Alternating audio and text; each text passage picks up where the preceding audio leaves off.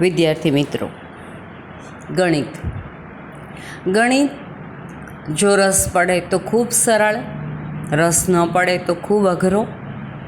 આવો વિષય, અને એવો વિષય કે જિંદગીની શરૂઆતથી માંડીને અંત સુધી સતત આપણી સાથે ને સાથે રહેતો વિષય એટલે કે ગણિત. આવું ગણિત તમે સૌ ભણી રહ્યા છો, અને આજે આપણે એમાં તમારું પ્રકરણ 2 બહુપદીઓ એની વાત કરવી છે. બહુપદીઓ શા માટે, કેવા પ્રકાર એના, એ તમામની ચર્ચા આપણે આ પ્રકરણમાં કરીશું. પણ સૌથી પહેલાં તો પદ એટલે શું? એક ચોક્કસ પ્રકારની દાખલા ગણવા માટે થઈને એક ચોક્કસ પ્રકારની રકમ, અને એ રકમમાં સમજવા માટે થઈને આપણે અગાઉના ધોરણોમાં તમે બેઝિક અભિવ્યક્તિના માટે સરવાળા, બાદબાકી, ગુણાકાર, ભાગાકાર આ બધું શીખ્યા છો. સરવાળાની રકમ, ગુણાકારની રકમ, કોને ગુણ્યા કેટલા, આ બધું આપણે શીખ્યા છીએ. અને સાથોસાથ કેટલીક બેઝિક અભિવ્યક્તિના અવયવો પાડવાનું પણ શીખ્યા છીએ. કેટલાક બેઝિક નિત્યસમો કે જેના અવયવો પાડ્યા છે, એવા નિત્યસમોની વાત કરીએ, થોડું પુનરાવર્તન કરી લઈએ તો x + y² બરાબર x² + 2xy + y². એવી જ રીતે x - y² લઈએ તો x² - 2xy + y². અને જો આપણે x² - y² બરાબર લઈએ તો એક કૌંસમાં x + y આવશે, બીજા કૌંસમાં x - y થશે. એટલે કે આ આપણે અવયવો પાડવાની, જુદી જુદી બહુપદીઓના અવયવો કેમ પાડ્યા હતા, ભૂતકાળમાં તમે અગાઉના ધોરણમાં શીખ્યા છો, એની આપણે વાત કરી. અને અવયવ પાડવામાં આ બાબતોનો ઉપયોગ પણ આપણે કર્યા છે. તો આ પ્રકરણમાં આપણે જેને બહુપદી કહીશું, એવી ચોક્કસ પ્રકારની બેઝિક અભિવ્યક્તિ અને તેને સંબંધિત કેટલાક પારિભાષિક શબ્દોની સમજૂતી આપણે મેળવવાની છે. આ ઉપરાંત આ પ્રકરણની અંદર આપણે શેષ પ્રમેય, અવયવ પ્રમેય, બહુપદીઓના અવયવો પાડવા, આ બધાની ચર્ચા કરીશું. અને એ ઉપરાંત કેટલાક બેઝિક નિત્યસમો અને તેમના અવયવો પાડવામાં અને આપેલી કિંમત આગળ અભિવ્યક્તિઓનું મૂલ્ય શોધવામાં આ બધી બાબતોનો ઉપયોગ આપણે કરવાનો છે. એટલે આવી બાબતો આપણે શીખીશું. પરંતુ સૌ પ્રથમ એક ચલ બહુપદીની વાત કરવી છે. અહીંયા પ્રશ્ન થશે કે ચલ એટલે શું? એક ચલ, બે ચલ, ત્રણ ચલ, આવા બધા ચલની આપણે વાત કરીએ, પણ સૌથી પહેલી બાબત તો એ કે ચલ એટલે શું? તો કે એવી સંજ્ઞા કે જે જુદી જુદી કિંમતો ધારણ કરી શકે. તો આવી સંજ્ઞાને આપણે ચલ તરીકે ઓળખીએ છીએ.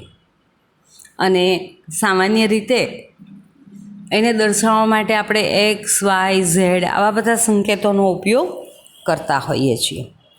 દાખલા તરીકે આપણે x લીધો ચલ તરીકે. હવે એક્સની કિંમત શું છે આપણે નથી જાણતા. એક દાખલામાં એક્સની કિંમત 2 હોઈ શકે, બીજા દાખલામાં એક્સની કિંમત 5 હોઈ શકે, ત્રીજા દાખલામાં એક્સની કિંમત 7 હોઈ શકે, 4 હોઈ શકે. આવી અલગ અલગ કિંમતો છે એ ધારણ કરી શકે. તો આવી ભિન્ન ભિન્ન કિંમતો ધારણ કરી શકે તેવી સંજ્ઞાને આપણે ચલ તરીકે ઓળખીએ છીએ. અને ચલ દર્શાવવા માટે આપણે એક્સ, વાય, ઝેડ આવી બધી સંજ્ઞાઓનો ઉપયોગ કરીએ છીએ, આ બધા સંકેતોનો ઉપયોગ કરીએ છીએ.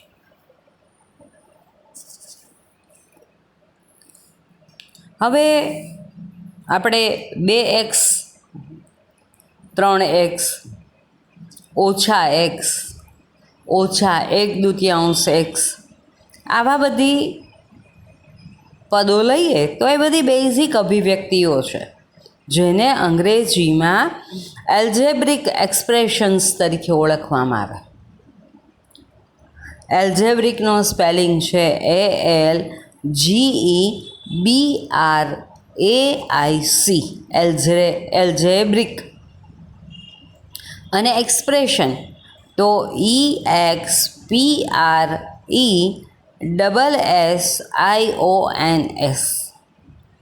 તો આ બધી જ બેઝિક અભિવ્યક્તિઓ જે છે તે અચળ પદ પ્રકારની છે. અચળ પદ એને ગુણ્યા એક્સ આવા પ્રકારની છે. હવે અચળ પદ એટલે શું? દાખલા તરીકે એક્સની કિંમત આપણે જુદી જુદી વિચારી શકીએ કે ભાઈ 2 છે, 3 છે, 5 છે, 7 છે, 9 છે, 11 છે કે 4 છે. આવી કોઈ પણ કિંમત આપણે એક્સની લઈ શકીએ છીએ. પણ 2ની કિંમત લઈએ તો, 4ની કિંમત લઈએ તો 4ની કિંમત 4 જ થવાની, 2ની કિંમત 2 જ થવાની. 5 લીધા તો 5ની કિંમત 5 જ થવાની. 5ની કિંમત ક્યારેય 4 નહીં થઈ શકે કે ક્યારેય 6 નહીં થઈ શકે, ક્યારેય 4.5 નહીં થઈ શકે, ક્યારેય 5.5 નહીં થઈ શકે. 5ની કિંમત એટલે 5. તો આવા જે પદ લઈએ આપણે એને અચળ પદ કહેવામાં આવે.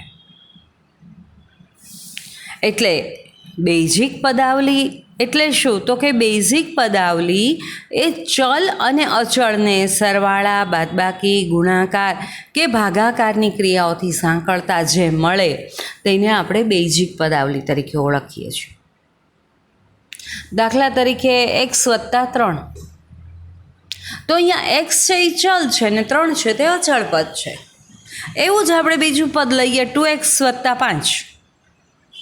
તો ચલને આપણે અચળ પદથી ગુણ્યો, 5 ગુણ્યા x કર્યા એટલે 5x, વત્તા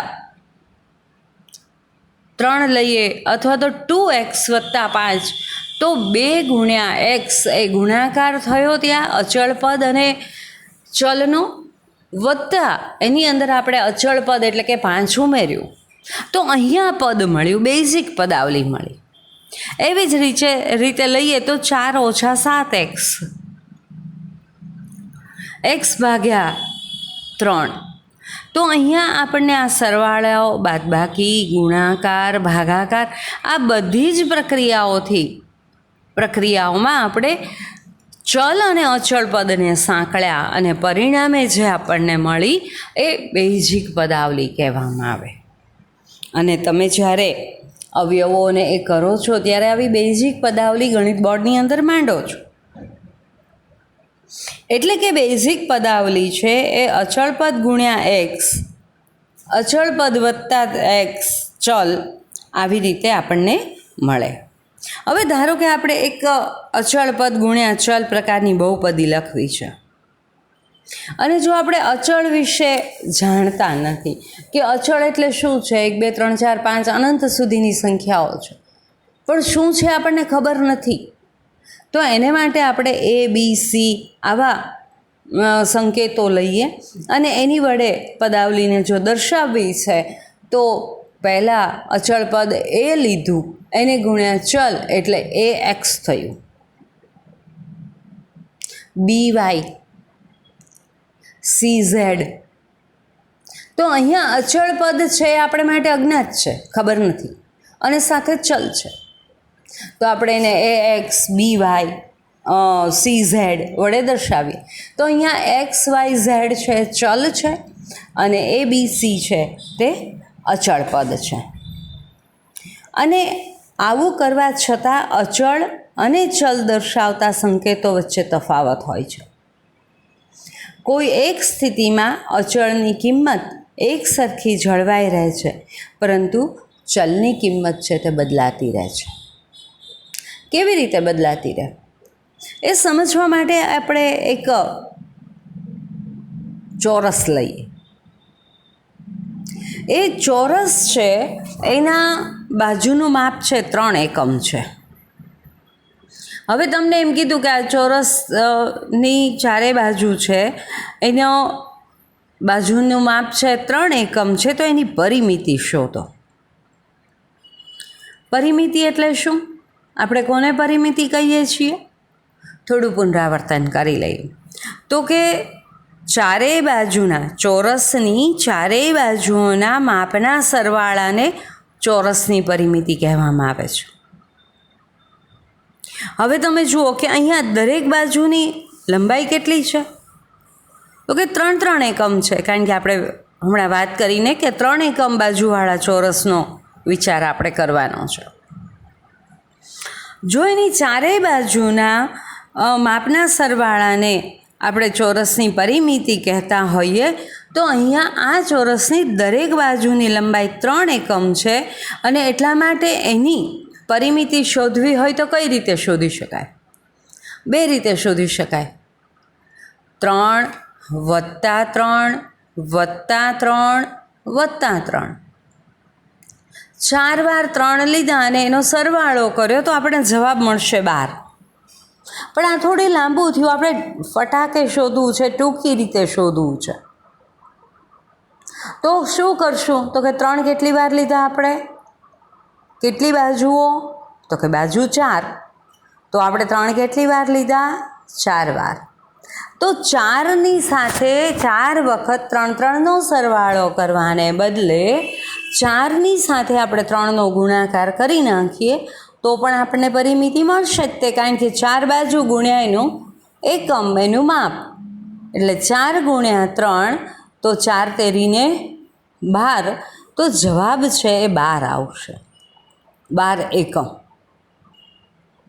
હવે અહીંયા આપણે આ 3 એકમ માપવાળા ચોરસની પરિમિતિ શોધી નાખી, એ આપણને મળી ગઈ 12 એકમ.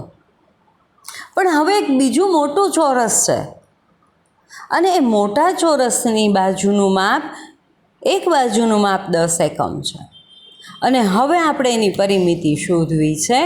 તો કેટલી પરિમિતિ થશે? જો સૌથી પહેલી બાબત એ યાદ રાખવાની, ચોરસની ચારે બાજુઓ સરખી હોય છે. અહીંયા એક બાજુનું માપ 10 છે, તો 10 ગુણ્યા 4 બાજુઓ, એટલે કે 10 ગુણ્યા 4, તો જવાબ થશે 40 એકમ. તો અહીંયા આપણને આ ચોરસના માપનો સરવાળો કરતા અથવા તો ગુણાકાર કરીએ તો આપણને એની પરિમિતિ છે એ 40 મળે છે. અહીંયા તમે જુઓ કે 4 છે, દાખલા તરીકે બાજુ છે, અને પરિમિતિ છે એટલે કે ચલ છે એની 4 છે એ અચળ પદ થયું, એને ગુણ્યા ચલની કિંમત બદલાતી રહે, તો એને ગુણ્યા આપણે એક્સ છે એના ચલ તરીકે લઈએ, તો કોઈ પણ ચોરસ છે એ કોઈ પણ ચોરસની એક બાજુનું માપ જો એક્સ એકમ હોય તો તે ચોરસની પરિમિતિ 4x એકમ થાય. અહીંયા એક્સ છે લંબાઈનું, બાજુની લંબાઈનું માપ છે, અને ચલિત છે. ચલ એટલા માટે જ આપણે કહીએ કે એની કિંમત છે જુદી જુદી બદલાતી રહે છે. હમણાં આપણે જોયું એમ એક ચોરસમાં બાજુનું માપ 3 હતું, એક ચોરસમાં બાજુનું માપ 10 હતું.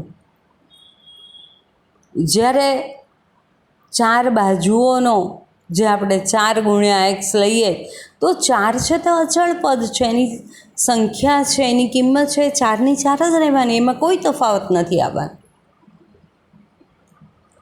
તો 4 છે તે અચળ પદ થયું, એક્સ છે એ ચલ પદ થયું, અને એક્સની કિંમત છે એ બાજુઓના માપ પ્રમાણે બદલાતી રહે છે. તો જો ચોરસની એક બાજુનું માપ x એકમ હોય તો ચોરસની પરિમિતિ છે એ 4x થાય. આમ જેમ બાજુઓની લંબાઈનું માપ બદલાય તેમ એની પરિમિતિનું માપ પણ બદલાશે. અને લંબાઈનું માપ એ આપણે ચલ લીધો છે અને ચલ છે એની કિંમત છે તે બદલાયા કરશે. હવે આપણે બીજો એક ચોરસ લઈએ PQRS. એનું ક્ષેત્રફળ શોધવું હોય તો કોઈ પણ ચોરસનું જ્યારે આપણે ક્ષેત્રફળ શોધવું હોય તો ક્ષેત્રફળ શોધવાનું સૂત્ર છે લંબાઈ ગુણ્યા પહોળાઈ.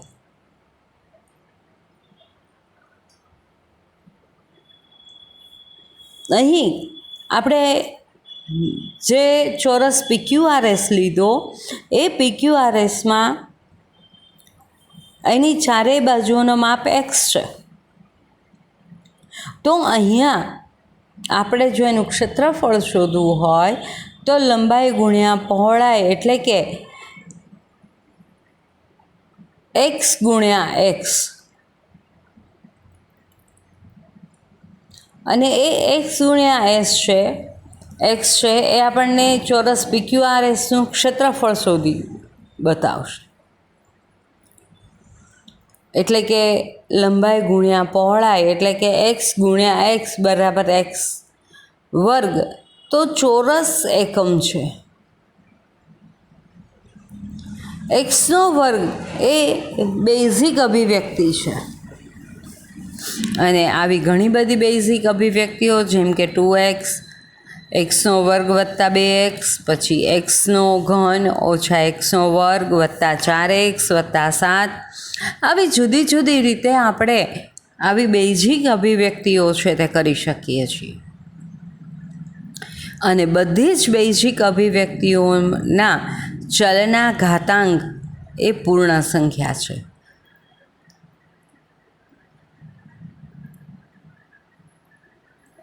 ઘાત વત્તા અંક, ઘાત દર્શાવતો અંક એટલે ઘાતાંક. તો આવી અભિવ્યક્તિઓ 2x, એક્સનો વર્ગ વત્તા 2x, એક્સનો ઘન ઓછા એક્સ વર્ગ વત્તા 4x વત્તા 7, તો આવી બધી અભિવ્યક્તિઓ છે એ અભિવ્યક્તિઓમાં x એ એક જ ચલ છે. તો જે બેઝિક અભિવ્યક્તિઓ છે, જે બેઝિક પદાવલીઓ છે, એમાં પદાવલીને અંદર કોઈ પણ એક જ ચલ આવેલો હોય તો એવી પદાવલીઓને એક ચલ બહુપદીઓ તરીકે ઓળખવામાં આવે છે.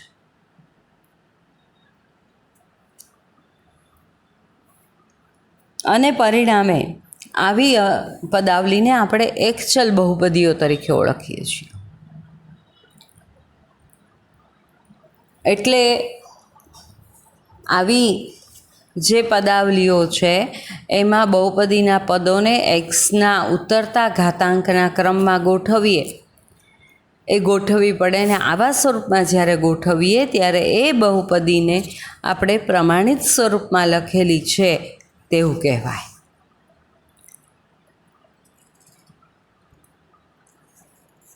દાખલા તરીકે 3y વર્ગ વત્તા 5y, તો એ y ચલવાળી બહુપદી છે.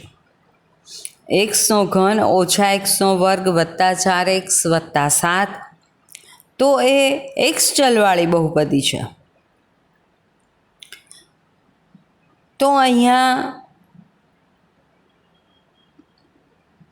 3 પદો આપણને જોવા મળે છે.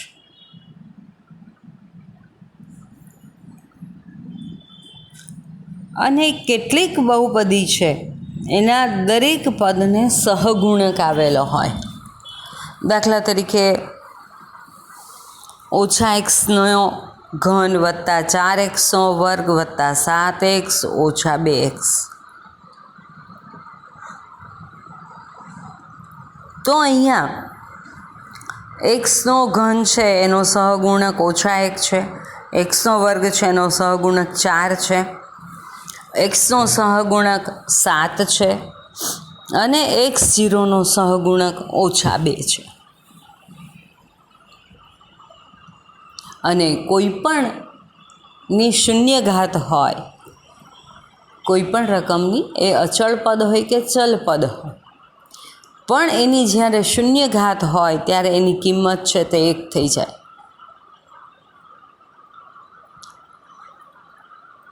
તો આવી રીતે આપણે જે તે બહુપદી છે એ સહગુણક બહુપદી, એની ઉપરથી આપણે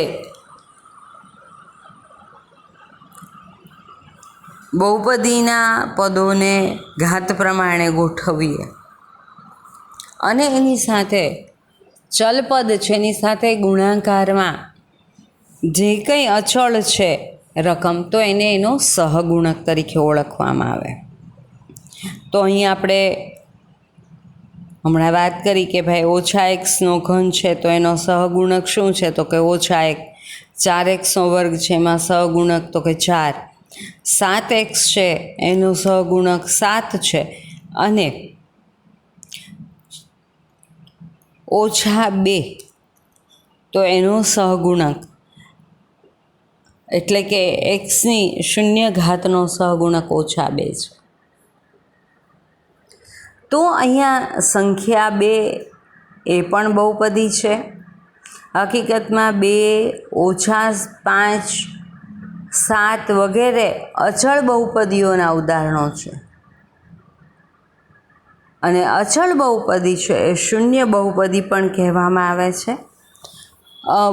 બધી બહુપદીઓના સંગ્રહમાં આ શૂન્ય બહુપદી ખૂબ જ મહત્ત્વની ભૂમિકા ભજવે છે, જેની વિશેનો વિશેષ અભ્યાસ છે એ તમારે આગલા ધોરણમાં કરવાનો છે.